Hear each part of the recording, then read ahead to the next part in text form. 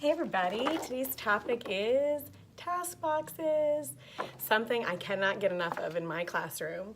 What's nice is with I Can Work, you can pair all the activities that you work on in the modules into task boxes and just create them.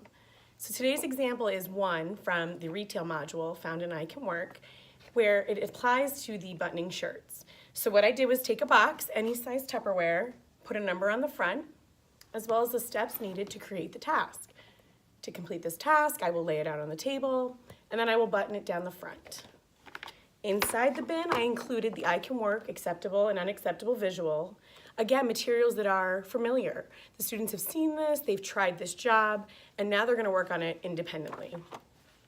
Inside our bin, we have our materials. Not too many, nothing more than maybe 10 shirts, maybe 12, all different sizes.